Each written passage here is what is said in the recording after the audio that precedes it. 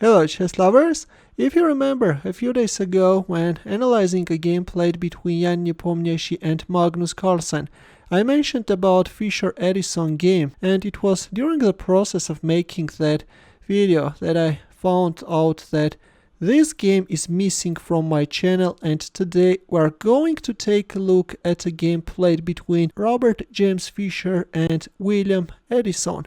The game was played in 1970 at Palma de Mallorca Interzonal, and Fischer, who was playing with the white pieces, opened up with e4, to which Addison responded with Scandinavian Defense d5.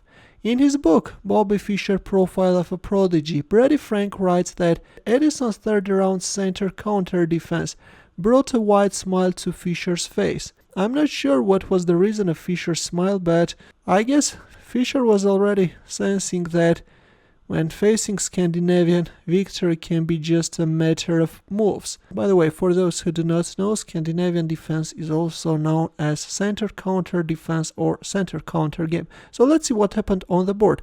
Fischer played e takes d5 and queen takes d5 by Addison. Knight c3, queen d8. As you know, nowadays Magnus Carlsen is choosing queen d6. I guess very soon Scandinavian defense will get popularized due to Magnus Carlsen, but in our game we have queen d8, d4, knight f6, bishop c4, bishop f5, and queen f3 with a double attack. Black neutralized both threats by playing queen c8. By the way, if we move like queen takes d4, then white can simply munch this light square the bishop. If queen takes c4, then queen c8 checkmate will follow. That's why in our game we have queen c8, bishop g5. Fischer is inviting black to win a pawn, which Addison did, but this is allowing white to gain lead in development. Bishop goes back on g6, knight e2, knight bd7, white castles kingside, e6, and bishop takes f6. I have to tell you that in here Stockfish suggests knight f4. The idea is that if bishop e7, then knight takes e6, but this is a very risky line, something which Mikhail Tal might choose, but in our game after e6 we have bishop takes f6 by Fischer, g takes f6. I have to tell you that in here knight takes f6 is also something worth taking into consideration, after which the following line can arise, and in here black is moving his king, something which is very unpleasant to do, although I have to tell you that according to Stockfish, black is doing okay. But in our game after bishop takes f6, we have g takes f6. Anyways, we have d5. White wants to open up the position, target opponent's king, which is stuck in the center, while Addison is keeping the center closed. d5, bishop b5. We have a nice pin, and the threat is queen takes f6. That's why black responded with bishop e7. But in here f5 could be better.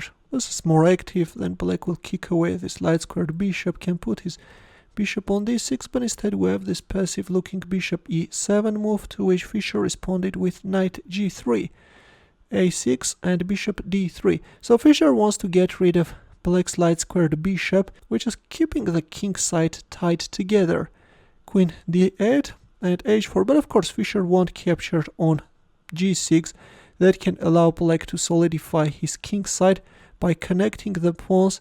That's why we have h4 with h5 threat. Black himself played h5, stopping white pawn, but now comes bishop f5, knight b6, knight ce4. Fischer is sacrificing another pawn, which black accepted, but this is not really a sacrifice. I would rather call this a Greek gift, after which black is stepping into a deadly pin. We have knight c3, queen b6, but in here instead of winning back the sacrificed pawn, Fischer went for an exchange sacrifice. Yes guys, this is how it goes.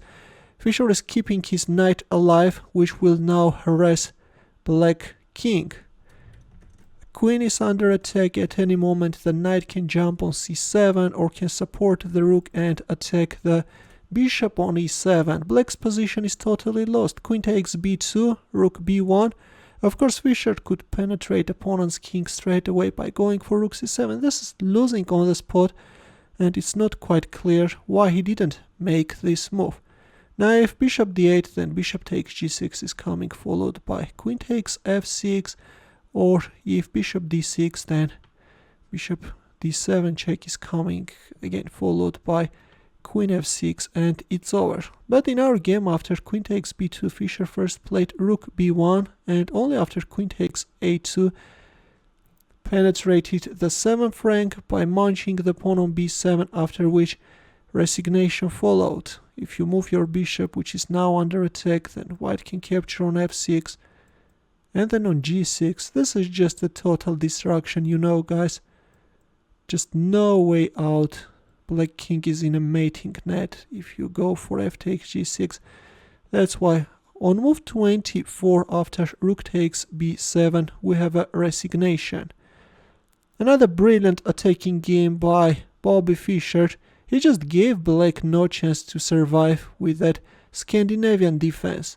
In the end, a chess puzzle for you, where the task is to find the winning line for white. It's white to move, and I will wait for your answer in the comment section.